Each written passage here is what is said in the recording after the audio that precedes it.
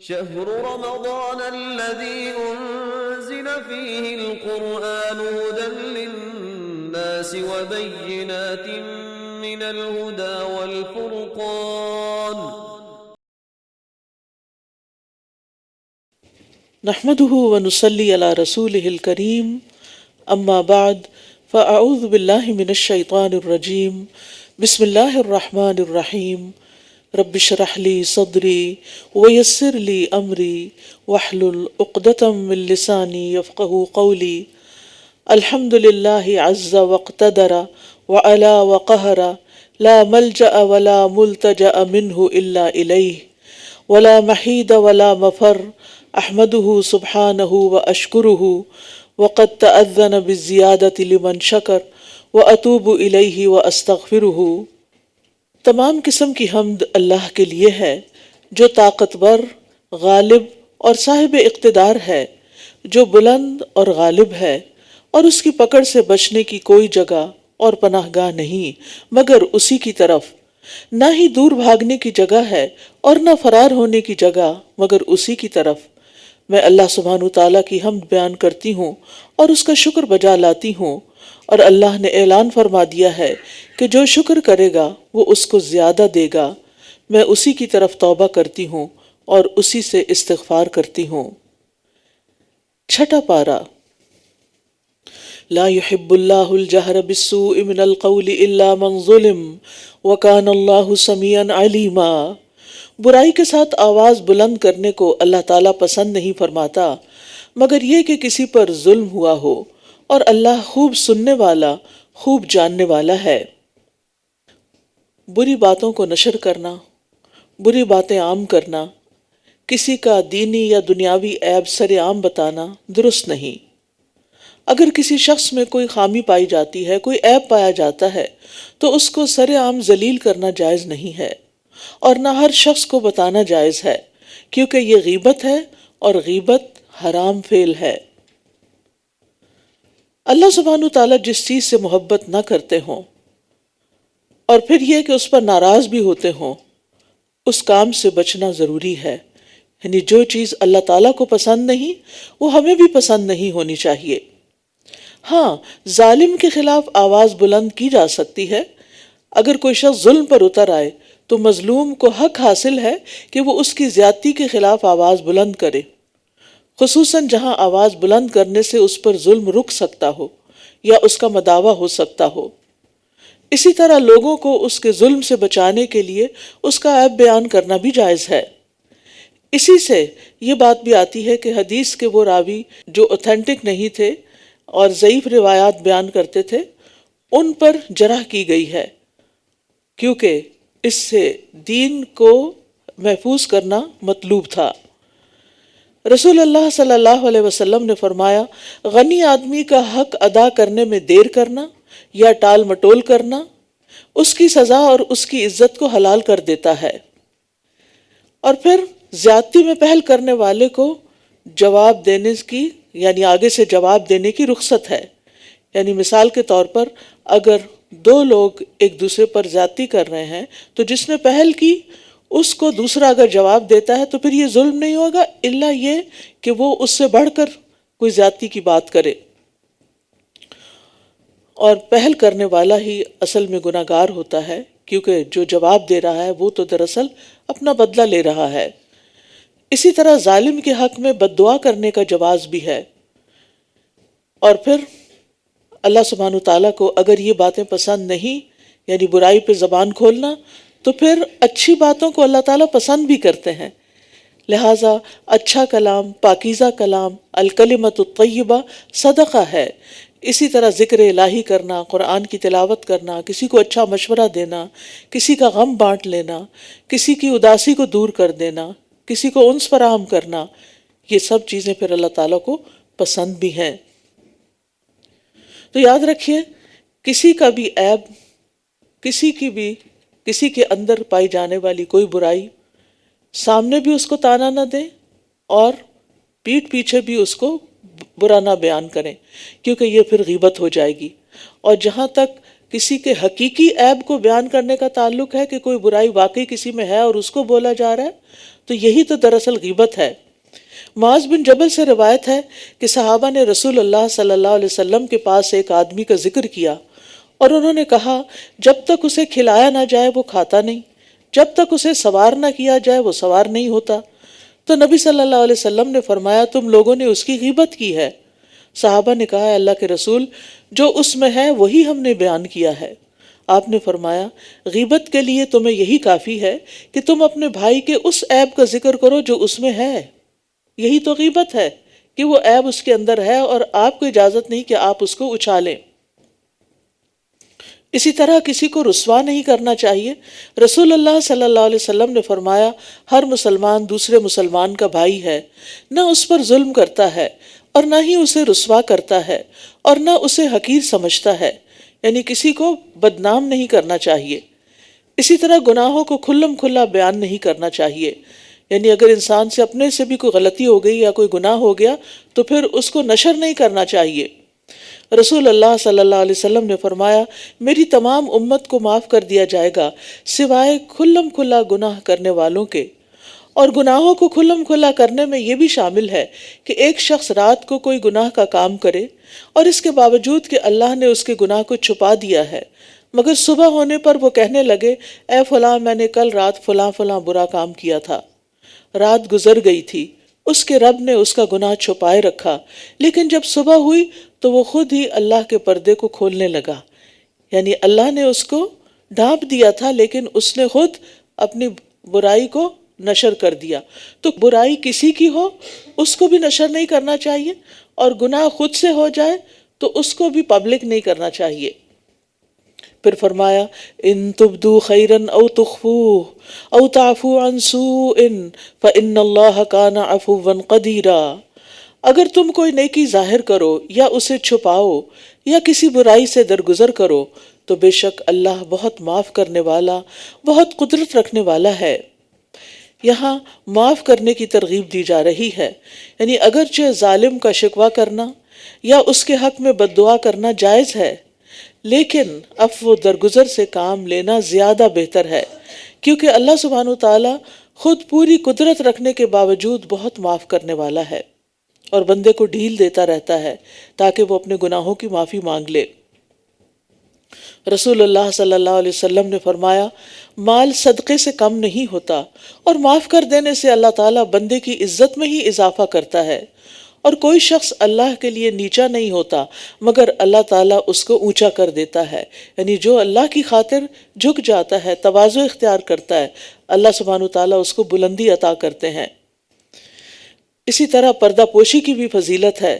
رسول اللہ صلی اللہ علیہ وسلم نے فرمایا جو شخص کسی مسلمان کے عیب کو چھپائے گا اللہ تعالیٰ قیامت کے دن اس کا عیب چھپائے گا۔ اور یہاں آپ دیکھ رہے ہیں کہ اللہ سبحانہ وتعالیٰ کا نام العفو آیا ہے، گناہوں اور بنائیوں کو مٹانے والا، درگزر کرنے والا، اور یہ لفظ معنی کے لحاظ سے الغفور سے زیادہ مبالغے والا ہے، کیونکہ غفور کا معنی ہوتا ہے ڈھانپنا، اور اس میں یعنی العفو میں بالکل مٹا دینا، تو غفور ڈھانپ دینا اور عفو بالکل صاف کر دینا۔ تو اللہ تعالیٰ گناہوں کے باوجود عذاب نہ کرنے والا بھی ہے، یعنی اگر کسی کے گناہ ہو جائیں تو اس کو معاف بھی کر دیتا ہے اگر وہ توبہ کر لے، اور بعض گناہ تو بغیر توبہ کے صرف نیکیاں کر لینے کی وجہ سے ہی معاف ہو جاتے ہیں۔ پھر فرمایا ان الذین یکفرون باللہ ورسلہ، بے شک جو لوگ اللہ اور اس کے رسولوں کا انکار کرتے ہیں اور چاہتے ہیں کہ اللہ اور اس کے رسولوں کے درمیان تفریق کریں، اور وہ کہتے ہیں کہ ہم کچھ کو مانتے ہیں اور کچھ کا انکار کرتے ہیں، اور وہ چاہتے ہیں کہ اس کے درمیان کا کوئی راستہ اپنا لیں۔ تو کچھ لوگ ایسے بھی ہوتے ہیں کہ جو اللہ تعالیٰ کا بھی انکار کرتے ہیں۔ یہ کون لوگ ہوتے ہیں؟ جیسے ایتھیسٹس، مادہ پرست، جن کو اردو میں نیچری بھی کہا جاتا ہے۔ اور کچھ لوگ ایسے ہیں کہ جو اللہ کو تو مانتے ہیں اور وہ سمجھتے ہیں کہ کسی خالق کے بغیر اس کائنات کا وجود میں آنا ممکن نہیں، اور اس کو اس طرح چلانا بغیر کسی منتظم کے یہ ہو ہی نہیں سکتا، تو وہ اللہ تعالیٰ کو مان لیتے ہیں۔ لیکن جب ان سے کہا جاتا ہے کہ رسول کو مانیں یا آخرت کو مانے یا فرشتوں کو مانے، اس کا وہ انکار کر دیتے ہیں۔ تو اس لیے جو لوگ اللہ اور اس کے رسولوں کا انکار کرتے ہیں، اور بعض لوگ کیا کرتے ہیں، بعض رسولوں کو مانتے ہیں اور بعض کا انکار کر دیتے ہیں، جیسے یہود نبی صلی اللہ علیہ وسلم کو اور حضرت عیسیٰ کو نہیں مانتے تھے، نصارہ حضرت عیسیٰ کو مانتے تھے اور حد سے زیادہ مانتے تھے کہ اللہ کا بیٹا بنا دیا، اور باقی پیغمبروں کو بھی مانتے تھے لیکن رسول اللہ صلی اللہ علیہ وسلم کو نہیں مانتے۔ صرف مسلمان ہی ایسی امت ہے کہ جو تمام پیغمبروں کو مانتی ہے۔ تو بعض رسولوں کو ماننا اور بعض کا انکار کر دینا، جیسے کہ یہاں کہا گیا، اور چاہتے ہیں کہ اللہ اور اس کے رسولوں کے درمیان تفریق کریں، اور وہ کہتے ہیں ہم کچھ کو مانتے ہیں اور کچھ کا انکار کرتے ہیں، اور وہ چاہتے ہیں کہ اس کے درمیان کا کوئی راستہ اختیار کر لیں۔ تو یہ بھی درست نہیں کہ انسان کچھ کو مانے اور کچھ کو نہ مانے۔ بعض رسولوں کا انکار، کسی ایک رسول کا بھی انکار دراصل سب رسولوں کا انکار ہو جاتا ہے، جیسے آتا ہے کذبت قوم نوح المرسلین، نوح کی قوم نے رسولوں کو جھٹلا دیا، حالانکہ اس سے پہلے تو اور رسول نہیں آئے تھے سوائے حضرت آدم کے، یا جو آئے بھی تو انہوں نے نوح علیہ السلام کو جھٹلایا تھا، لیکن ان کا نوح علیہ السلام کو جھٹلانا سب کا جھٹلانا ہو گیا۔ تو نوح علیہ السلام پہلے رسول تھے، اس کے باوجود اللہ تعالیٰ نے ان کی قوم کے لیے ان اکیلے کو جھٹلانے کو سب رسولوں کا جھٹلانا قرار دیا۔ پھر فرمایا اولئک ھم الکافرون حقا واعتدنا للکافرین عذابا مہینا، یہی لوگ دراصل حقیقی کافر ہیں اور ہم نے کافروں کے لیے رسوا کرنے والا عذاب تیار کر رکھا ہے، یعنی رسولوں کا انکار عذاب کو دعوت دینا ہے۔ والذین آمنوا باللہ ورسلہ ولم یفرقوا بین احد منہم اولئک سوف یؤتیہم اجورہم وکان اللہ غفورا رحیما، اور جو لوگ اللہ اور اس کے رسولوں پر ایمان لائے اور ان میں سے کسی ایک کے درمیان بھی تفریق نہ کی، یعنی فرق نہیں کیا، ایسے ہی لوگوں کو اللہ ان کے اجر ضرور عطا کرے گا، اور اللہ بہت بخشنے والا نہایت رحم کرنے والا ہے۔ تو رسولوں کو نہ ماننا اللہ کے عذاب کو دعوت دینا ہے، اور رسولوں پر ایمان لانا باعث اجر ہے۔ عبادہ رضی اللہ عنہ کہتے ہیں کہ نبی صلی اللہ علیہ وسلم نے فرمایا، جس نے گواہی دی کہ اللہ کے سوا کوئی معبود نہیں، وہ اکیلا ہے، اس کا کوئی شریک نہیں، اور محمد صلی اللہ علیہ وسلم اس کے بندے اور اس کے رسول ہیں، اور عیسیٰ علیہ السلام اللہ کے بندے، اس کے رسول اور اس کا کلمہ ہے جسے اس نے مریم تک پہنچا دیا تھا، اور اس کی طرف سے روح ہے، اور جنت حق ہے اور جہنم حق ہے، تو اس نے جو بھی عمل کیا ہوگا اللہ اسے جنت میں داخل کرے گا۔ یعنی رسولوں کو ماننا جنت میں داخلے کا باعث ہے۔ پھر فرمایا یسألک اہل الکتاب ان تنزل علیہم کتابا من السماء، اہل کتاب آپ سے مطالبہ کرتے ہیں کہ آپ ان پر آسمان سے کوئی کتاب اتار لائیں۔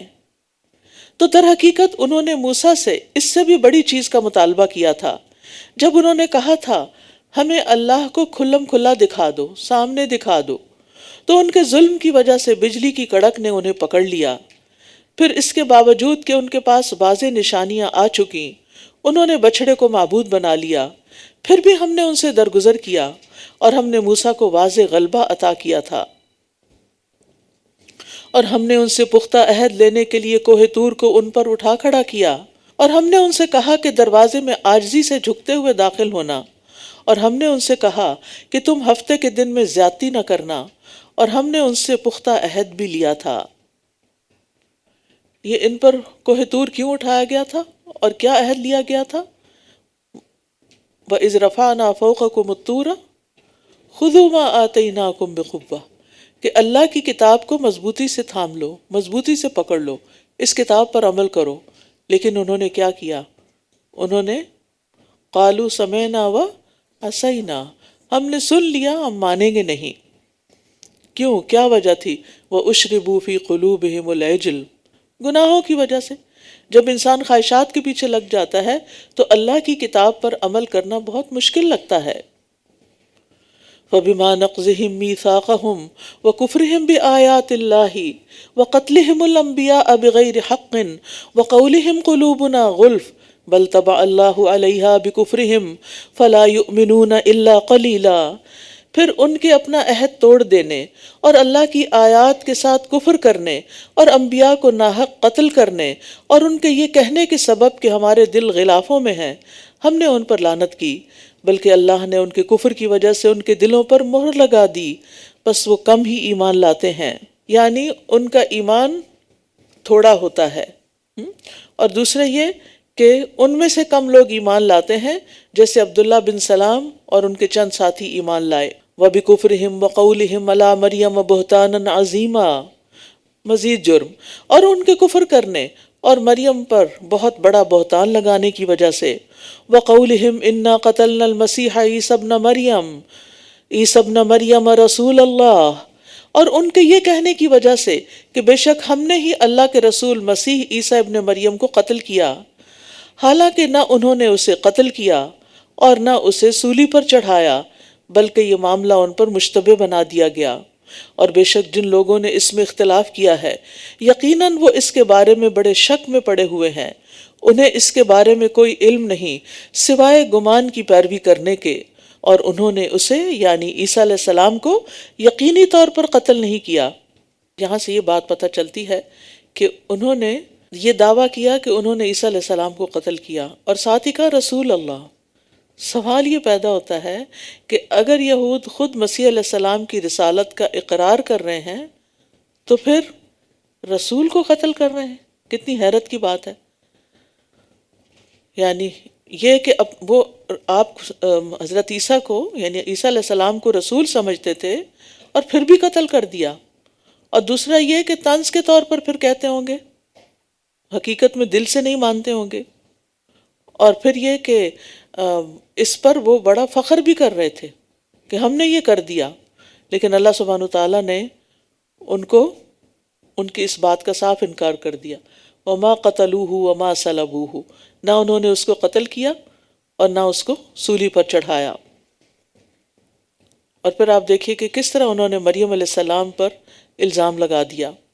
اصل میں بات یہ تھی کہ انہیں مریم علیہ السلام کے پاک باز ہونے میں کوئی شک نہیں تھا، اور نہ عیسیٰ علیہ السلام کے رسول ہونے میں، کیونکہ پیدائش کے دن سے ہی عیسیٰ علیہ السلام بطور معجزہ بات کر رہے تھے، اور انہوں نے سب کے سامنے مریم یعنی اپنی والدہ کی پاک بازی اور اس کے علاوہ اپنے رسول ہونے کا اقرار کیا تھا، اور وہ بالکل چھوٹے بچے تھے جب وہ بول رہے تھے، تو یہ سارے اہل کتاب کو یہ سب کچھ پتہ تھا۔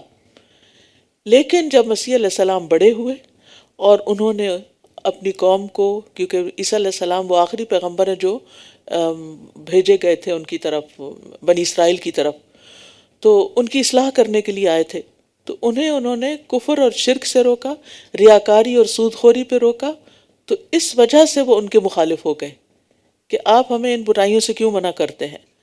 تو ان گناہوں میں پڑنے کی وجہ سے ان کے دل سخت ہو چکے تھے، اور وہ خاتون جس کو وہ 30 سال تک پاک باز سمجھتے رہے، ان پر زنا کی تہمت لگا دی، اور جسے دل سے رسول مان رہے تھے، گناہوں سے ٹوکنے پر اس کو قتل کرنے کے درپے ہو گئے، حتیٰ کہ اپنے خیال میں وہ اس میں کامیاب بھی ہو گئے۔ تو بات یہ ہے کہ جب انسانی فطرت مسخ ہو جاتی ہے تو پھر کہاں تک جا پہنچتی ہے۔ اللہ سبحانہ وتعالیٰ مسیح علیہ السلام کی پوزیشن واضح کرتے ہوئے فرما رہے ہیں، بل رفعہ اللہ الیہ وکان اللہ عزیزا حکیما، بلکہ اللہ نے اسے اپنی طرف اٹھا لیا اور اللہ بہت زبردست خوب حکمت والا ہے۔ یعنی عیسیٰ علیہ السلام کو اللہ تعالیٰ نے زندہ آسمان پر اٹھا لیا، اور یہ بالکل نص سے صریح ہے، بل رفعہ اللہ الیہ، یعنی قتل نہیں کیا بلکہ اپنی طرف اٹھا لیا۔ اب اس کے بعد کوئی شک والی بات رہ جاتی ہے کہ عیسیٰ علیہ السلام فوت ہوئے یا قتل کیے گئے اور پھر وہ دفن کیے گئے، ایسا کچھ بھی نہیں ہے۔ اور متواتر صحیح احادیث سے بھی یہ ثابت ہے، یہ احادیث جو ہیں یہ تمام کتابوں کے علاوہ صحیح بخاری اور مسلم میں بھی ہیں، اور ان احادیث میں آسمان پر اٹھائے جانے کے علاوہ قیامت کے قریب ان کے نزول کا ذکر بھی آتا ہے کہ وہ دوبارہ دنیا میں آئیں گے، اور یہ تمام احادیث جو ہیں یہ متواتر ہیں، یعنی ایک جمع غفیر نے ان کو روایت کیا ہے۔ اور قرب قیامت عیسیٰ علیہ السلام کے نزول کی کیفیت کس طرح بتائی گئی کہ آپ دمشق میں منارہ شرقیہ کے پاس اس وقت اتریں گے جب فجر کی نماز کے لیے اقامت ہو رہی ہوگی۔ آپ خنزیر کو قتل کریں گے، صلیب توڑ دیں گے، جزیہ معاف کر دیں گے، ان کے دور میں سب لوگ مسلمان ہو جائیں گے، دجال کا قتل بھی آپ کے ہاتھوں سے ہوگا، اور یاجوج اور ماجوج کا ظہور اور فساد بھی آپ کی موجودگی میں ہوگا، بالآخر آپ ہی کی بد دعا سے ان کی ہلاکت ہوگی۔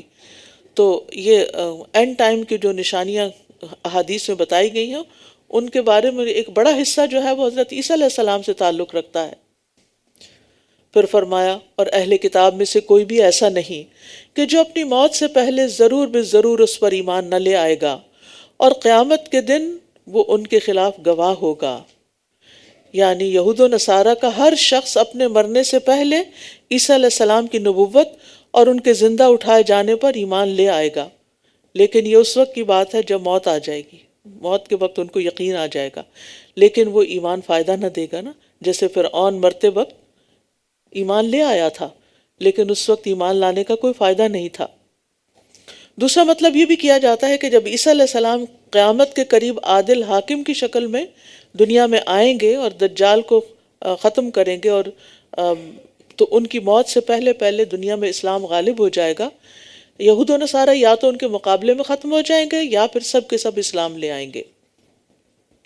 پھر فرمایا فَبِظُلْمٍ مِّنَ الَّذِينَ هَادُوا حَرَّمْنَا عَلَيْهِمْ طَيِّبَاتٍ أُحِلَّتْ لَهُمْ وَبِصَدِّهِمْ عَن سَبِيلِ اللَّهِ كَثِيرًا، پھر جو لوگ یہودی بن گئے ان کے ظلم اور اللہ کے راستے سے روکنے کے باعث ہم نے ان پر وہ پاکیزہ چیزیں حرام کر دی جو ان کے لیے حلال کی گئی تھی۔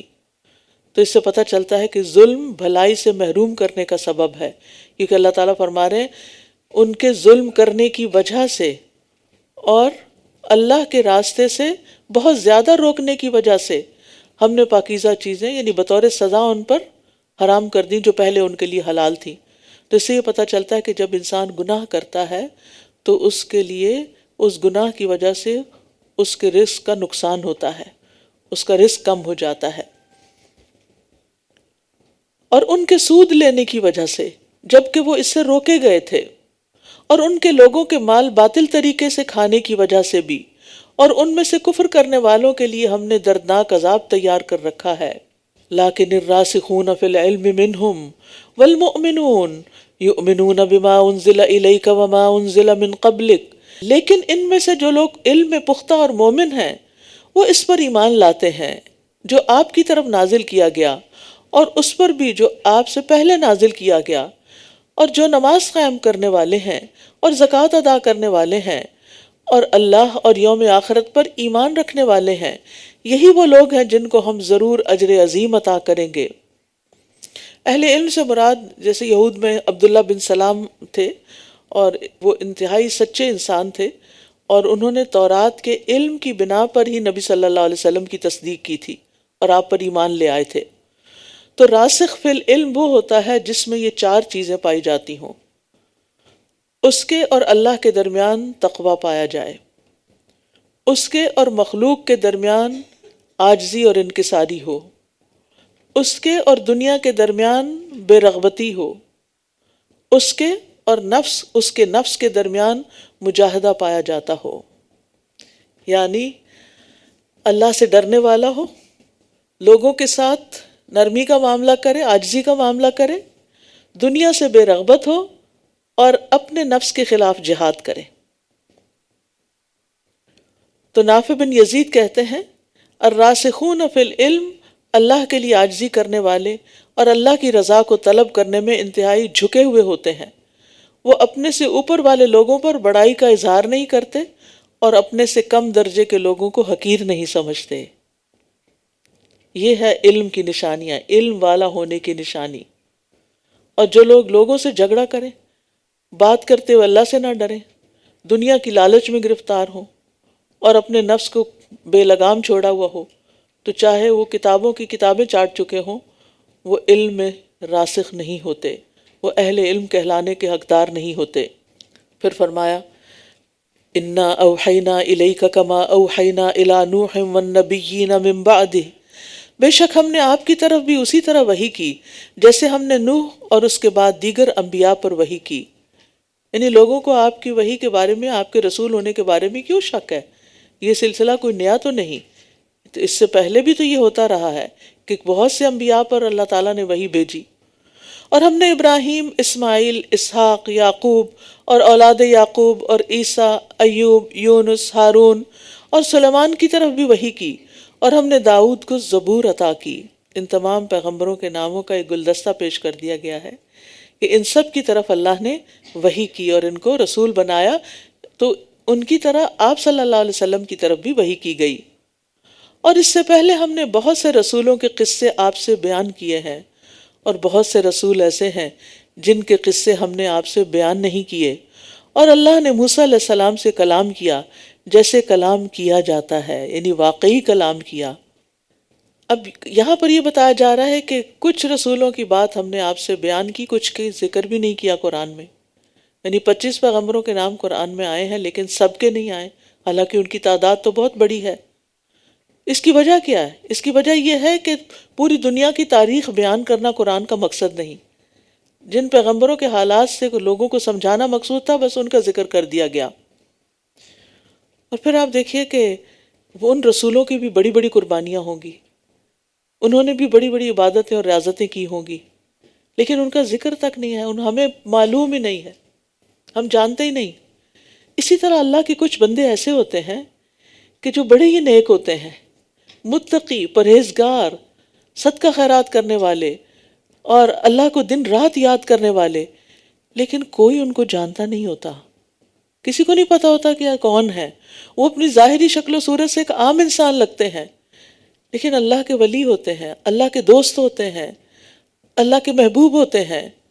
تو اس سے کوئی فرق نہیں پڑتا کہ آپ کا نام کتنا روشن ہوا اور کتنا نہیں، اصل بات یہ ہے کہ اللہ کی نگاہ میں آپ کا مقام کیا ہے۔ وَرُسُلًا لَمْ نَقْصُصْهُمْ، کوئی بات نہیں اگر کسی کو آپ کی نیکی کا نہیں پتا چلا، بلکہ اچھا ہی ہوا کہ آپ ریاکاری سے بچ گئے اور آپ کی نیکی صرف اللہ کے لیے خالص ہو گئی۔ اور پھر یہاں خاص طور پر موسیٰ علیہ السلام کا ذکر ان کے کلام کرنے کے حوالے سے ہے، اور یہ کلام کیا تھا اس کے بارے میں آتا ہے کہ موسیٰ علیہ السلام نے اس کلام میں اپنے رب سے 6 چیزوں کے بارے میں سوال کیا۔ ان کا خیال یہ تھا کہ یہ ان کے لیے خاص ہیں، اور 7ویں چیز کو موسیٰ علیہ السلام ناپسند کرتے تھے۔ موسیٰ علیہ السلام نے کہا، اے میرے رب، تیرا کون سا بندہ سب سے زیادہ متقی ہے؟ اللہ تعالیٰ نے فرمایا، جو مجھے یاد رکھتا اور بھولتا نہیں۔ انہوں نے پوچھا، تیرا کون سا بندہ بہت زیادہ ہدایت یافتہ ہے؟ فرمایا، جو میری ہدایت کی پیروی کرتا ہے۔ پوچھا، تیرا کون سا بندہ سب سے زیادہ منصف ہے، عدل کرنے والا ہے؟ فرمایا، جو لوگوں کے لیے اس طرح فیصلہ کرتا ہے جیسے وہ اپنی ذات کے لیے کرتا ہے۔ پوچھا کہ سب سے زیادہ علم والا کون سا ہے؟ فرمایا، جو علم سے سیر نہیں ہوتا اور لوگوں کے علم کو اپنے علم کی طرف جمع کرتا رہتا ہے، یعنی سیکھتا چلا جاتا ہے، کبھی بھی وہ یہ نہیں کہتا کہ میں عالم بن چکا ہوں، اب مجھے سرٹیفکیٹ مل گیا، مزید سیکھنے کی ضرورت نہیں۔ پوچھا، تیرا کون سا بندہ سب سے زیادہ معزز ہے؟ فرمایا، جو مقابل پر قدرت پانے کے باوجود معاف کر دے۔ پوچھا، تیرا کون سا بندہ سب سے زیادہ مالدار ہے؟ فرمایا، جس کو کچھ دیا جائے اور اس پہ راضی ہو جائے، جتنا ملے اس پر قناعت اختیار کرے، کیونکہ قناعت بہت بڑی دولت ہے، یہی اطمینان قلب کا سبب ہے، ورنہ انسانوں کی خواہشیں تو بڑی بے لگام ہیں۔ اور خواہش کی ایک مشکل یہ ہے کہ ایک خواہش ختم ہوتی ہے تو اپنا بچہ دے جاتی ہے، ایک اور پیدا ہو جاتی ہے، یعنی ایک ہم و غم ختم نہیں ہوتا کہ ایک اور لاگو ہو جاتا ہے۔ ایک چیز مانگتے ہیں وہ مل جاتی ہے تو بس اس پہ تھوڑا قناعت کرنے والے ہوتے ہیں، ایک اور کا غم شروع ہو جاتا ہے، تو ساری زندگی حتیٰ کہ انسان مٹی میں جا ملتا ہے۔ پوچھا، تیرا کون سا بندہ سب سے زیادہ فقیر ہے؟ فرمایا، جس کی حالت ناقص کر دی گئی ہو، یعنی ضرورت سے زیادہ چاہنے والا، وہ فقیر ہوتا ہے، یعنی اس کا دل کبھی نہیں بھرتا۔ یعنی کہتے ہیں نا الغنا غنى النفس، کہ امیری نفس کی امیری ہوتی ہے، یعنی جس کا دل رج جائے بس وہ امیر ہے، ورنہ کسی کے پاس بلینز بھی ہیں تو وہ فقیر ہی ہے اگر اس کے اندر کی حاجت نہیں ختم ہوتی۔ پھر فرمایا، رسلا مبشرین و منذرین، یہ رسول جو خوشخبری دینے والے اور ڈرانے والے تھے، تاکہ رسولوں کے بعد لوگوں کے لیے اللہ کے مقابلے میں کوئی حجت باقی نہ رہے، اور اللہ بہت زبردست خوب حکمت والا ہے۔ یعنی انبیاء کی بعثت کا مقصد کیا ہے کہ جو لوگ ایمان لائیں اور اپنی اصلاح کر لیں انہیں جنت کی خوشخبری دیں مبشرین، اور جو کفر اور نادانی پر گناہوں پہ جمے رہیں ان کو خبردار کریں، ان کو ڈرائیں، تاکہ قیامت کے دن وہ یہ عذر نہ کر سکیں کہ ہمارے پاس تو کوئی خوشخبری دینے والا یا خبردار کرنے والا آیا ہی نہیں تھا۔ تو یہاں داعی کے لیے تبلیغ کے دو اہم اصول دیے جا رہے ہیں کہ ایک طرف وہ لوگوں کو خوشخبری سنانے والا بھی ہو اور دوسری طرف ان کو ڈر سنانے والا بھی ہو، کیونکہ اگر ہمیشہ انسانوں کو خوشخبریاں ہی سنائی جائیں تو پھر دل میں صرف امیدیں اور آرزویں رہ جائیں گی، اور اگر ہمیشہ ڈرانے کی بات کی جائے تو انسان نا امیدی اور مایوسی کا شکار ہو جائے گا۔ تو ایمان جو ہے امید اور خوف کے درمیان ہے۔ لیکن اللہ یشہد بما انزل الیک انزلہ بعلمہ، لیکن اللہ گواہی دیتا ہے کہ جو اس نے آپ کی طرف نازل کیا ہے اسے اپنے علم کے ساتھ نازل کیا، اور کچھ فرشتے بھی گواہی دیتے ہیں، اور کافی ہے اللہ کا گواہ ہونا۔ بے شک جن لوگوں نے کفر کیا اور اللہ کے راستے سے روکا یقیناً وہ گمراہی میں بہت دور نکل گئے ہیں۔ بے شک جن لوگوں نے کفر کیا اور ظلم کیا اللہ انہیں ہرگز معاف نہ کرے گا اور نہ ہی انہیں کسی راستے کی ہدایت دے گا۔ یعنی کفر پر ظلم کا بھی اضافہ کیا، تو ایسے لوگ پھر اللہ کی بخشش سے بہت دور ہیں اور ہدایت سے بھی۔ اللہ طریق جہنم، سوائے جہنم کے راستے کے جس میں وہ ہمیشہ ہمیشہ رہنے والے ہیں، اور یہ اللہ پر بہت آسان ہے۔ اے لوگو، یہ رسول تمہارے پاس رب کی طرف سے حق لے کر آیا ہے، بس تم ایمان لے آؤ تمہارے لیے بہتر ہوگا، اور اگر تم کفر کرو گے تو بے شک اللہ ہی کے لیے ہے جو کچھ آسمانوں اور زمین میں ہے، اور اللہ بہت علم والا بہت حکمت والا ہے۔ یہود کے اعتراضات و شبہات کی تردید کے بعد یہاں قرآن کی حقانیت کے ثبوت دیے جا رہے ہیں کہ یا ایھا الناس قد جاءکم الرسول بالحق، کہ رسول حق لے کر آئے ہیں، یعنی قرآن جو لے کر آئے ہیں وہ بالکل سچی کتاب ہے، تو لازم ہے کہ تم اس کی دعوت کو قبول کر لو، اسی میں تمہارا بھلا ہے، تمہارے انجام کے لیے بھی یہ زیادہ بہتر ہے، ورنہ یاد رکھو زمین و آسمان میں جتنی مخلوق ہے سب کا مالک اللہ ہے، اور تمہارے ایمان نہ لانے سے اس کا کچھ نہیں بگڑتا۔ پھر فرمایا یا اہل الکتاب لا تغلوا فی دینکم، اے اہل کتاب تم اپنے دین میں غلو نہ کرو، اور اللہ کے بارے میں حق کے سوا کچھ مت کہو۔ بلا شبہ مسیح عیسیٰ ابن مریم اللہ کا رسول اور اس کا کلمہ تھا جو اس نے مریم کی طرف القاء کیا، اور اس کی طرف سے ایک روح، لہٰذا تم اللہ اور اس کے رسولوں پر ایمان لاؤ اور مت کہو کہ تین ہیں، باز آ جاؤ، یہ تمہارے لیے بہتر ہے۔ بے شک اللہ اکیلا ہی معبود ہے، وہ اس سے پاک ہے کہ اس کے لیے کوئی بیٹا ہو، آسمانوں اور زمین میں جو کچھ ہے اسی کا ہے، اور کافی ہے اللہ کارساز۔ یہاں اہل کتاب کو غلو کرنے سے منع کیا گیا ہے۔ غلو کا معنی ہوتا ہے اعتدال کا راستہ چھوڑ دینا، اور یہ افراط و تفریط یعنی زیادتی اور کمی دونوں صورتوں میں ہوتا ہے۔ تو ایک طرف نصارہ نے مسیح علیہ السلام کے بارے میں افراط سے کام لیا اور انہیں اللہ کا بیٹا قرار دے دیا، یہ حد سے بڑی ہوئی بات تھی، کیونکہ انسان تو اللہ کا بیٹا نہیں ہو سکتا نا، اللہ تو اللہ ہے اور انسان انسان ہے، اللہ خالق ہے اور انسان مخلوق ہے، تو مخلوق اور خالق ایک تو نہیں ہو سکتے۔ تو ایک غلو یہ تھا۔ دوسری طرف یہود نے مسیح علیہ السلام سے متعلق تفریط برتی اور ان کی رسالت کا بھی انکار کر دیا۔ تو قرآن نے یہ بتایا کہ یہ دونوں فریق کیا کر رہے ہیں؟ غلو کر رہے ہیں، حد سے بڑی ہوئی بات کر رہے ہیں۔ تو اعتدال کی راہ یہ ہے کہ عیسیٰ علیہ السلام نہ تو اللہ کے بیٹے ہیں کہ ان کو معبود بنایا جائے، اور نہ جھوٹے نبی ہیں بلکہ وہ اللہ کے بندے اور رسول ہیں۔ یاد رکھیے ہمیں بھی دین میں غلو کرنے سے منع کیا گیا ہے۔ نبی صلی اللہ علیہ وسلم نے فرمایا دین میں غلو سے بچو، کیونکہ تم سے پہلے لوگ دین میں غلو کی وجہ سے ہی ہلاک ہوئے۔ حتیٰ کہ نبی صلی اللہ علیہ وسلم کی ذات کے بارے میں بھی غلو سے بچنا چاہیے۔ عمر رضی اللہ عنہ کہتے ہیں کہ انہوں نے منبر پر کہا، میں نے نبی صلی اللہ علیہ وسلم کو یہ فرماتے ہوئے سنا، مجھے ایسا نہ بڑھاؤ جس طرح نصارہ نے عیسیٰ ابن مریم کو بڑھایا، بس میں تو اللہ کا بندہ ہوں، اس لیے تم یوں کہا کرو کہ آپ اللہ کے بندے ہیں اور اس کے رسول ہیں۔ اسی لیے ہم کیا کہتے ہیں؟ اشہد ان محمدن عبدہ و رسولہ، اور یہ ہے اعتدال کی راہ کہ وہ اللہ کے بندے ہیں اور اس کے رسول ہیں۔ مسیح ہرگز اس بات کو عار نہیں سمجھتے کہ وہ اللہ کا بندہ ہو، مسیح ہرگز اس بات کو عار نہیں سمجھتا کہ وہ اللہ کا بندہ ہو، اور نہ ہی مقرب فرشتے عار سمجھتے ہیں، اور جو کوئی اس کی عبادت کو عار سمجھتا ہے اور تکبر کرتا ہے تو وہ ضرور ان سب کو اپنی طرف اکٹھا کرے گا۔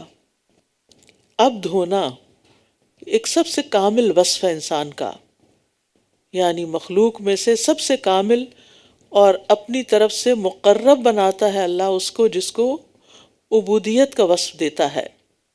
تو مسیح علیہ السلام کو یہ کہنے میں کوئی عار نہیں تھی کہ میں اللہ کا بندہ ہوں۔ اسی طرح جو مقرب فرشتے ہیں وہ بھی یہی کہتے ہیں کہ ہم اللہ کے بندے ہیں، بل عباد مکرمون۔ اور نبی صلی اللہ علیہ وسلم نے اپنے لیے عبد ہونے کو پسند کیا۔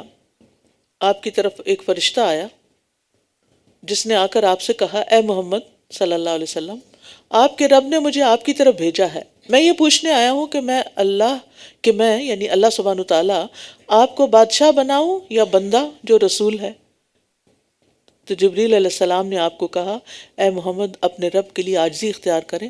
تو رسول اللہ صلی اللہ علیہ وسلم نے فرمایا، نہیں بلکہ مجھے بندہ اور رسول بنا دے۔ تو آپ نے اپنے لیے بندہ ہونے کو پسند کیا، اور یہ عاجزی اور فرما برداری اور بندگی ایمان والوں کی بھی صفت ہوتی ہے۔ وہ اپنے لیے عبادت کو، بندگی کو اور اسی طرح عاجزی کو پسند کرتے ہیں۔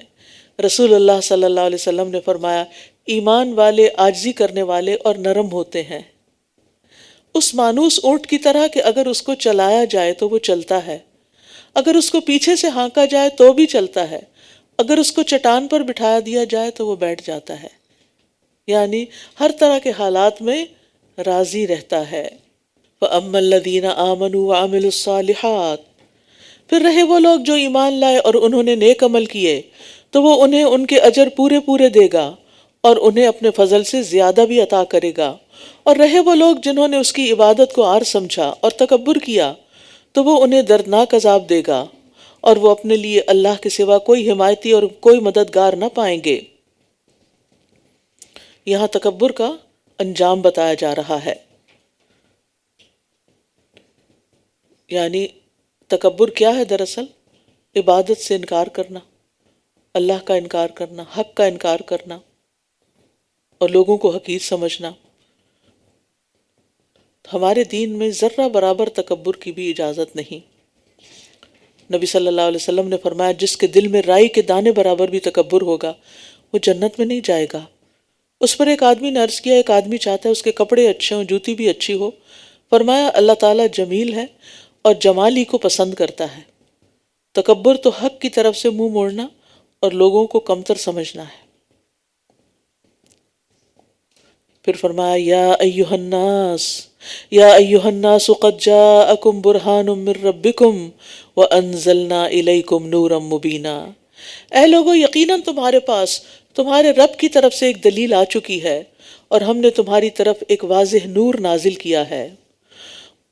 برہان ایسی واضح دلیل کو کہتے ہیں کہ جو فریقین کے درمیان فیصلہ کن حیثیت رکھتی ہو، قاطع، دلیل قاطع جس کو کہتے ہیں۔ تو قرآن اس لحاظ سے برہان ہے کہ اس نے اپنے مخاطبین کو چیلنج کیا ہے، اور خاص طور پر منکرین کو، کہ اگر تم یہ سمجھتے ہو کہ یہ اللہ کا کلام نہیں بلکہ کسی انسان کا کلام ہے تو سب مل کر ایک دوسرے کی مدد کرو اور قرآن جیسی ایک صورت بنا لاؤ۔ لیکن سب لوگ عاجز رہ گئے۔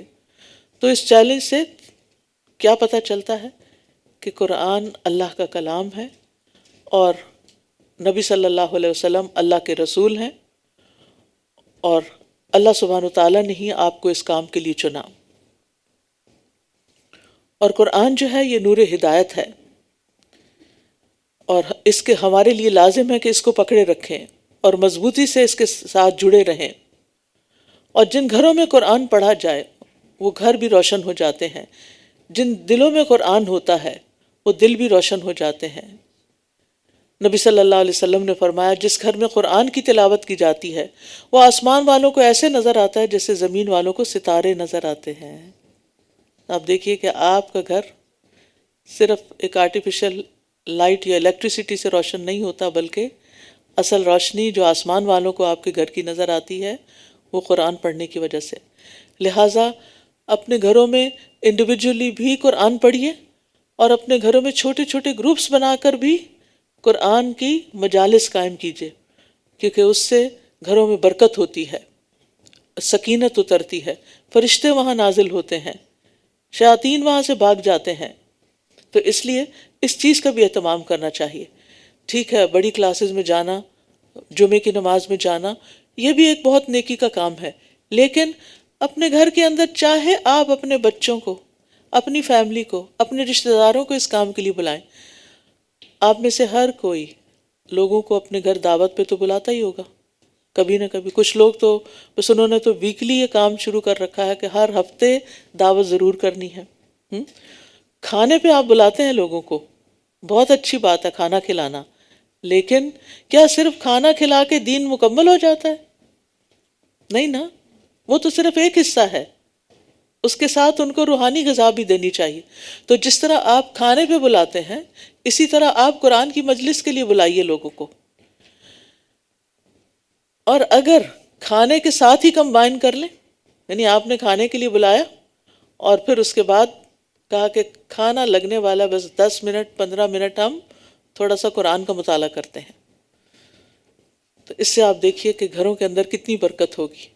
لوگ اپنے ساتھ کوئی اچھی یاد لے کے جائیں گے، ورنہ کیا ہوتا ہے کھانے کی میز پر صرف کون سی باتیں ہو رہی ہوتی ہیں، اور پھر بعض اوقات غیر ضروری سے آگے بڑھ کر ناپسندیدہ باتیں بھی ہونے لگتی ہیں. تو اس لیے بہت ضروری ہے کہ ہم اس کلچر کو بدلیں اور اس کو ایک اچھی چیز سے ریپلیس کریں. فَأَمَّا الَّذِينَ آمَنُوا بِاللَّهِ وَاعْتَصَمُوا بِهِ فَسَيُدْخِلُهُمْ فِي رَحْمَةٍ مِّنْهُ وَفَضْلٍ وَيَهْدِيهِمْ إِلَيْهِ صِرَاطًا مُسْتَقِيمًا. تو رہے وہ لوگ جو اللہ پر ایمان لائے اور انہوں نے اسے مضبوطی سے پکڑا، تو وہ ضرور انہیں اپنی طرف سے رحمت اور فضل میں داخل کرے گا اور انہیں اپنی طرف سیدھے رستے کی ہدایت دے گا. وہ آپ سے فتویٰ مانگتے ہیں، کہہ دیجئے اللہ تمہیں کلالہ کے بارے میں فتویٰ دیتا ہے.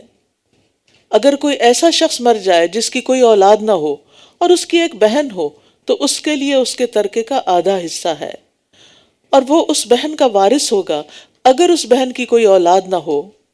اگر اس کی کوئی اولاد نہ ہو، پھر اگر وہ 2 بہنیں ہوں تو ان دونوں کے لیے اس بھائی کے ترکے میں سے 2/3 حصہ ہے. اور اگر وہ کئی بہن بھائی مرد اور عورتیں ہوں تو مرد کے لیے 2 عورتوں کی مانند حصہ ہے. اللہ تمہارے لیے احکام واضح کرتا ہے تاکہ تم گمراہ نہ ہو جاؤ، اور اللہ ہر چیز کو خوب جاننے والا ہے. تو یہاں اللہ سبحانہ وتعالیٰ نے احکام وراثت کو بیان کرنے کے بعد کیا فرمایا؟ یبین اللہ لکم ان تضلوا، کہ کہیں تم بھٹک نہ جاؤ. یعنی اللہ تعالیٰ تمہارے لیے ان احکامات کو واضح کرتا ہے، اس کو ڈیٹیل میں اس لیے بتا رہا ہے کہ وہ تم پر اپنا فضل کرنا چاہتا ہے، اپنا احسان فرمانا چاہتا ہے کہ کہیں تم جہالت کی وجہ سے سیدھے رستے سے دور نہ نکل جاؤ. سورۃ المائدہ. سورۃ المائدہ اس حال میں نازل ہوئی کہ آپ صلی اللہ علیہ وسلم اپنی سواری پر سوار تھے. وہ سواری آپ کا بوجھ برداشت نہ کر سکی تو نبی صلی اللہ علیہ وسلم کو اس سے اترنا پڑا. سوچئے آپ صلی اللہ علیہ وسلم نے ہمارے لیے کتنی مشقت اٹھائی ہے اس وحی کو ریسیو کرتے ہوئے. یہ قرآن اتنی آسانی سے ہم تک نہیں پہنچا، اس کے پیچھے بہت سارے لوگوں کی محنتیں ہیں، لیکن ہم اس کی کتنی قدر کرتے ہیں ہمیں اپنے آپ سے پوچھنا چاہیے. جبیر بن نفیر کہتے ہیں، ایک مرتبہ میں عائشہ رضی اللہ عنہا کی خدمت میں حاضر ہوا. انہوں نے مجھ سے پوچھا کیا تم سورۃ المائدہ پڑھتے ہو؟ میں نے کہا جی ہاں. فرمایا یہ سب سے آخر میں نازل ہونے والی سورت ہے، اس لیے تمہیں اس میں جو چیز حلال ملے اسے حلال سمجھو، اور جس چیز کو اس سورت میں حرام قرار دیا گیا ہو اسے حرام سمجھو. پھر میں نے ان سے رسول اللہ صلی اللہ علیہ وسلم کے اخلاق کے بارے میں پوچھا تو انہوں نے فرمایا قرآن. تو اس سے کیا پتہ چلتا ہے کہ اچھا اخلاق انسان کے اندر کب پیدا ہوتا ہے؟ جب آپ قرآن سے مضبوط تعلق قائم کر لیتے ہیں، صرف پڑھتے ہی نہیں بلکہ اس پر عمل بھی کرتے ہیں. یا ایھا الذین آمنوا اوفوا بالعقود، اے لوگو جو ایمان لائے ہو سب عہد و پیمان پورے کرو. تمہارے لیے مویشی چوپائے حلال کیے گئے ہیں سوائے ان کے جو تم پر پڑھے جائیں گے، اور جب تم حالت احرام میں ہو تو شکار کو حلال نہ سمجھو، بے شک اللہ جو چاہتا ہے حکم دیتا ہے۔ یہاں عقود کو پورا کرنے کی بات کی گئی، عہد و پیمان پورا کرنے کی۔ اس میں وہ تمام عہد شامل ہیں جن کے بارے میں اللہ نے ہم سے وعدے لیے ہیں، فرائض، واجبات، مستحب اعمال کی صورت میں ہم پر لازم ٹھہرائے ہیں۔ ان وعدوں میں وہ بھی شامل ہیں جو لوگ مختلف معاملات میں ایک دوسرے کے ساتھ کرتے ہیں۔ عہد توڑنے والوں کے بارے میں اللہ تعالیٰ نے بہت سخت حکم بیان کیا ہے کہ جو لوگ اللہ کا عہد پکا کرنے کے بعد اسے توڑ دیتے ہیں اور اس چیز کو کاٹ دیتے ہیں جس کے متعلق اللہ نے حکم دیا کہ اسے ملایا جائے، اور زمین میں فساد کرتے ہیں، یہی لوگ ہیں جن کے لیے لعنت ہے اور انہی کے لیے اس گھر کی خرابی ہے۔ یعنی وعدہ پورا نہ کرنے والوں کے لیے کیا کہا جا رہا ہے؟ لعنت کی بات کی جا رہی ہے۔ پھر فرمایا اے لوگو جو ایمان لائے ہو، اللہ کی نشانیوں کی بے حرمتی نہ کرو، شاعر اللہ کی بے حرمتی نہ کرو، اور نہ ہی حرمت والے مہینے کی، اور نہ قربانی کے جانور کی، اور نہ پٹے والے جانوروں کی، اور نہ بیت الحرام کا ارادہ کرنے والوں کی جو اپنے رب کا فضل اور رضامندی چاہتے ہیں، اور جب تم احرام کھول دو تو شکار کر سکتے ہو، اور کسی قوم کی دشمنی تمہیں زیادتی کرنے پر آمادہ نہ کرے کہ انہوں نے تمہیں مسجد حرام سے روکا تھا، اور نیکی اور تقوی پر باہم تعاون کرو، اور گناہ اور زیادتی پر ایک دوسرے سے تعاون نہ کرو، اور اللہ سے ڈرو، بے شک اللہ سخت سزا دینے والا ہے۔ تو یہاں شاعر اللہ کے احترام کی بات ہے۔ ہمارا دین ادب اور احترام کا دین ہے۔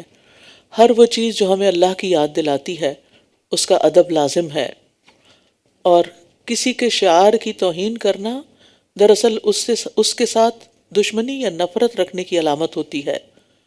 تو یہاں پر وہ تمام چیزیں جن کا تعلق خاص اللہ تعالیٰ کے ساتھ ہو ان کی تعظیم کرنا ہمارے لیے لازم ہے۔ تو جو ان کی تعظیم کرے گا تو وہ اس کے رب کے ہاں بہتر ہے، جیسے قرآن کی تعظیم، مساجد کی تعظیم، اذان کی تعظیم، روزے کی تعظیم، اللہ کے اوامر و نواہی، یہ بھی اللہ کے شعائر میں شامل ہیں۔ پھر فرمایا حرام کیا گیا تم پر مردار اور خون اور خنزیر کا گوشت اور وہ جانور جس پر اللہ کے سوا کسی اور کا نام پکارا گیا، اور گلا گھٹ کر مرنے والا، اور چوٹ لگ کر مرنے والا، اور بلندی سے گر کر مرنے والا، اور سینگ لگنے سے مرنے والا، اور جسے درندے نے کھایا ہو سوائے اس کے جسے تم نے مرنے سے قبل ذبح کر لیا ہو، اور جو آستانوں پر ذبح کیا گیا ہو، اور یہ کہ تم تیروں پانسوں کے ذریعے قسمت معلوم کرو، یہ سب بدترین گناہ ہیں۔ آج کے دن کفر کرنے والے تمہارے دین سے مایوس ہو گئے، بس تم ان سے نہ ڈرو اور مجھ سے ڈرو۔ آج میں نے تمہارے لیے تمہارا دین مکمل کر دیا اور تم پر اپنی نعمت پوری کر دی، اور اسلام کو بطور دین تمہارے لیے پسند کر لیا۔ پھر جو کوئی شدید بھوک سے مجبور ہو گیا ہو لیکن گناہ کی طرف مائل ہونے والا نہیں، تو یقیناً اللہ بہت بخشنے والا، نہایت رحم کرنے والا ہے۔ یہ آیت بڑی خوبصورت ہے، اس میں دین کے مکمل ہونے کی خوشخبری دی گئی ہے، اور یہ اللہ تعالیٰ کی عظیم الشان نعمت ہے کہ اس نے ہمیں ہماری زندگی سے متعلق تمام امور جن کی ہمیں ضرورت ہے، جن کے بارے میں رہنمائی ہمیں چاہیے تھی، وہ ہمیں فراہم کر دی ہے، اور ہمیں اس دین اسلام پر راضی رہنا ہے، کیونکہ آپ صلی اللہ علیہ وسلم نے فرمایا اس شخص نے ایمان کا مزہ چکھ لیا جو اللہ کے رب، اسلام کے دین اور محمد صلی اللہ علیہ وسلم کے رسول ہونے پر دل سے راضی ہو گیا۔ اسی لیے دین میں نئی نئی ایجادات نہیں کرنی چاہیے، وہ بدعات میں شمار ہوتی ہیں، اور بدعات کرنے والے نبی صلی اللہ علیہ وسلم کے ہاتھوں حوض کوثر کا پانی نہیں پی سکیں گے۔ یسألونک ماذا احل لہم، وہ آپ سے سوال کرتے ہیں کہ ان کے لیے کیا کچھ حلال کیا گیا ہے۔ کہہ دیجئے کہ تمام پاکیزہ چیزیں تمہارے لیے حلال کی گئی ہیں، اور ان سدھائے ہوئے شکاری جانوروں کا کیا ہوا شکار بھی حلال ہے جن کو تم نے سکھا رکھا ہو۔ تم انہیں سکھاتے ہو جیسا کہ اللہ نے تمہیں سکھایا ہے، تو اس میں سے کھاؤ جو وہ تمہارے لیے روک رکھیں، اور اس پر اللہ کا نام لو اور اللہ سے ڈرو، بے شک اللہ جلد حساب لینے والا ہے۔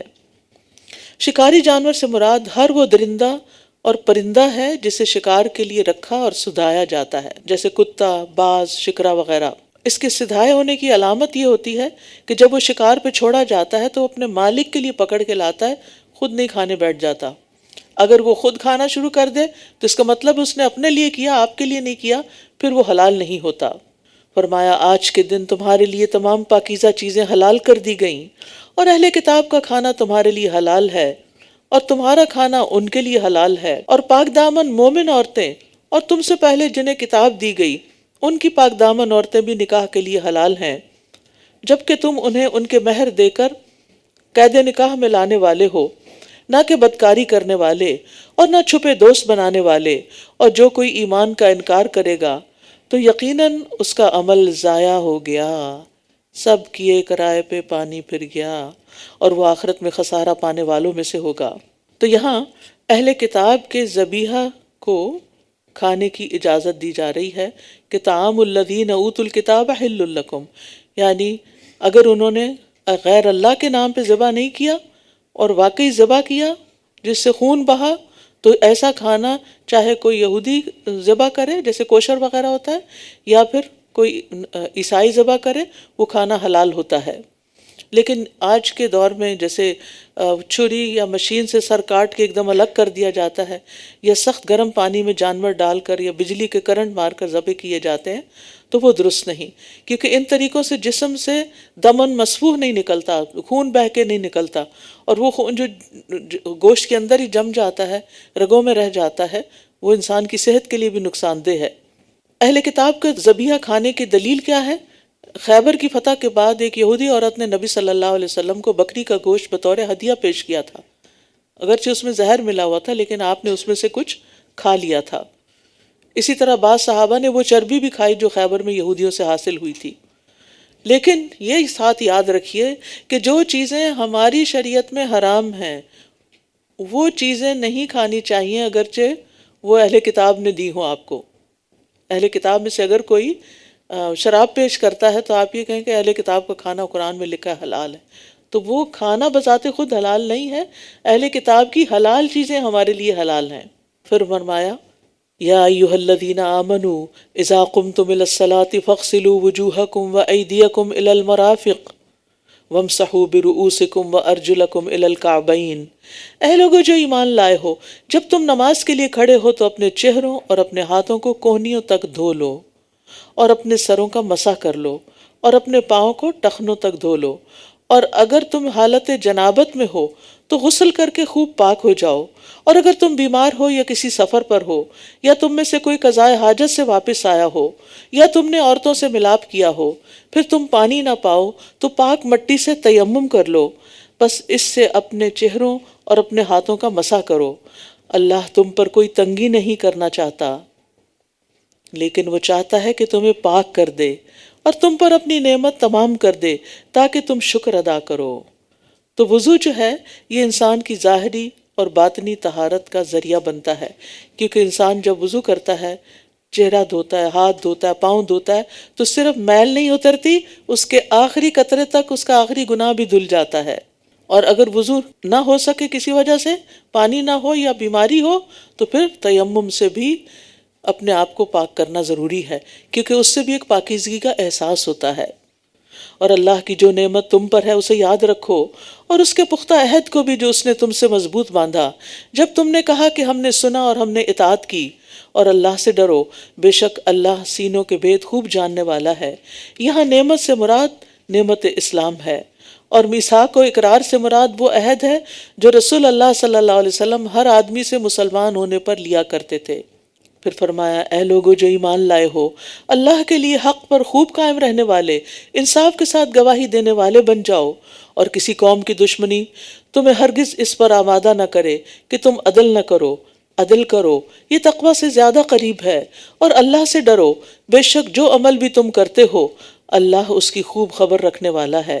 تو اہل ایمان کو حکم دیا جا رہا ہے انصاف کی گواہی دینے کا، اگرچہ وہ شخص ناپسندیدہ ہی کیوں نہ ہو، یعنی کسی شخص کو آپ پسند نہیں کرتے لیکن اس کے بارے میں گواہی دینی ہے تو اس کے حق میں بات جاتی ہے تو اپنی ناپسندیدگی کے باوجود بھی سچ بات کہنی ہوگی، انصاف پر مبنی گواہی دینی ہوگی، کیونکہ بعض اوقات انسان کی نفرت اور انسان کے اندر کی جیلسی اسے اس بات پہ اکساتی ہے کہ وہ اس کے خلاف گواہی دے کے اس کو نقصان دے، تو اس وقت اپنے دل کے اندر جھانک کے دیکھنا چاہیے کہ نفس کیا اس وقت معرکہ آرائی کر رہا ہے۔ اور انصاف کرنا کیوں ضروری ہے؟ کیونکہ یہ تقویٰ کے زیادہ قریب ہے۔ وہ لوگ جو ایمان لائے اور انہوں نے نیک عمل کیے، اللہ نے ان سے مغفرت اور اجر عظیم کا وعدہ کر رکھا ہے، اور وہ لوگ جنہوں نے کفر کیا اور ہماری آیات کو جھٹلایا، یہی لوگ جہنم کے ساتھی ہیں۔ اے لوگو جو ایمان لائے ہو، اللہ کی نعمت کو یاد کرو جو تم پر ہے۔ جب ایک قوم نے ارادہ کیا تھا کہ وہ تمہاری طرف اپنے ہاتھ بڑھائے تو اس نے ان کے ہاتھ تم سے روک دیے۔ اللہ سے ڈرو، اور ایمان والوں کو اللہ ہی پر توکل کرنا چاہیے۔ عمومی انعام کے بعد اب ایک خصوصی انعام کا یہاں پر ذکر کیا جا رہا ہے۔ جابر رضی اللہ عنہ بیان کرتے ہیں کہ وہ نجد کی طرف رسول اللہ صلی اللہ علیہ وسلم کے ساتھ جنگ میں تھے۔ جب آپ واپس لوٹے تو وہ بھی لوٹے۔ دوپہر کا وقت تھا، آرام کا وقت تھا، تو ایک ایسی وادی میں اترے جہاں بہت خاردار درخت تھے، تو نبی صلی اللہ علیہ وسلم بھی اترے۔ لوگ درختوں کے سائے کے لیے درختوں کی تلاش میں بکھر گئے، ہر کوئی اپنے اپنے درخت کے نیچے چلا گیا۔ تو رسول اللہ صلی اللہ علیہ وسلم اس وقت تنہا تھے، اور آپ ایک کیکر کے درخت کے نیچے اترے اور اپنی تلوار اس کے ساتھ لٹکا دی۔ جابر کہتے ہیں کہ ہم تھوڑی دیر سوئے تھے کہ رسول اللہ صلی اللہ علیہ وسلم نے ہمیں بلایا۔ ہم آپ کے پاس آئے تو ایک بدوی بیٹھا ہوا تھا۔ آپ نے فرمایا، اس نے میری تلوار لے کر سونت لی، یعنی میرے پہ اٹھا لی، جبکہ میں سویا ہوا تھا۔ میں جاگ پڑا تو اس کے ہاتھ میں ننگی تلوار تھی۔ مجھ سے کہنے لگا، تمہیں مجھ سے کون بچائے گا؟ میں نے کہا، اللہ۔ تو دیکھو یہ بیٹھا ہے۔ تو رسول اللہ صلی اللہ علیہ وسلم نے اس کو چھوڑ دیا، اس کو کچھ نہیں کہا۔ یہ تھا آپ کا اخلاق۔ لیکن یہ خصوصی اللہ کی طرف سے مدد تھی، خصوصی انعام تھا کہ رسول اللہ صلی اللہ علیہ وسلم کی حفاظت ہوئی۔ سب سے زیادہ زندگی میں قاتلانہ حملے نبی صلی اللہ علیہ وسلم پر ہوئے، لیکن اللہ سبحانہ وتعالیٰ نے ہمیشہ ان کو محفوظ رکھا۔ سب سے زیادہ زخمی خالد بن ولید ہوئے، جنہوں نے سب سے زیادہ جنگوں میں شرکت کی، لیکن اس کے باوجود کسی جنگ میں شہید نہیں ہوئے بلکہ بستر پر فوت ہوئے۔ تو بات یہ ہے کہ زندگی اور موت اللہ کے ہاتھ میں ہوتی ہے، جسے چاہے زندہ رکھے، جس کو چاہے موت دے۔ اس لیے موت کا وقت مقرر ہے، اس سے پہلے ہر وقت موت کے خوف میں مبتلا نہ رہیں۔ ایک حد تک تو ہر ایک کو مرنے کا خوف ہوتا ہی اور ہونا چاہیے کہ آگے جا کے جواب دہی ہوگی، لیکن یہ بھی یاد رکھیے کہ موت مومن کے لیے دنیا کی مصیبتوں سے چھٹکارے کا ذریعہ ہے۔ کیونکہ جب فرشتہ آتا ہے نا جان لینے، تو ملک الموت اس کے کان میں کہتا ہے، اے پاک روح چلو اپنے رب کی رضا کی طرف، رب تم سے راضی ہے۔ سوچیں اس وقت مومن کا حال کیا ہوگا، یعنی وہ خبر سنتے ہی وہ کتنا خوش ہو جائے گا، اور پھر اس کی جان آسانی سے نکل جاتی ہے۔ ٹھیک ہے، آہستہ آہستہ نکلتی ہے بعض اوقات، اور لگتا ہے کہ وہ شخص بہت تکلیف میں، لیکن نکلتی ایسے آپ نے فرمایا جیسے کوئی مشق سے پانی کا قطرہ باہر گر جاتا ہے، جیسے آپ بوٹل کا آخری قطرہ ہوتا ہے نا، آپ کا ایک دم باہر آ جاتا ہے، اور پھر اس کے لیے قبر کو جنت کا باغ بنا دیا جاتا ہے، اور اس کو آرام سے سونے کے لیے کہہ دیا جاتا ہے، اور وہ قیامت کے دن اٹھے گا، اس کی روح جنت کی خوشبو پاتی ہے اور جنت کے نظارے دیکھتی ہے، جسے ہم یعنی کہ خواب میں بہت کچھ دیکھ رہے ہوتے ہیں۔ تو مومن تو بڑی راحت میں آ جاتا ہے۔ وَجَعَلَ الْمَوْتَ رَاحَةً لِّي مِنْ كُلِّ شَرٍ۔ تو اس لیے موت سے صرف ڈرنا نہیں چاہیے، موت کو ایک اچھی علامت بھی سمجھنا چاہیے کہ انسان دنیا کی مصیبتوں سے نکل گیا اور راحت کا دور آ گیا۔ بس اس راحت کے لیے یہاں تھکنا ہوگا، یہاں محنت کرنی ہوگی، اپنے نفس کے خلاف جا کے کام کرنے ہوں گے جو اللہ کی رضا اور پسند کے کام ہیں۔ تو اس لیے موت کا وقت مقرر ہے، اس کو اوور تھنکنگ نہ کریں، ہر وقت اپنے اوپر حاوی نہ رکھیں کہ آپ لوگوں کے حقوق اور اللہ کے حق ادا کرنے سے بھی قاصر ہو جائیں۔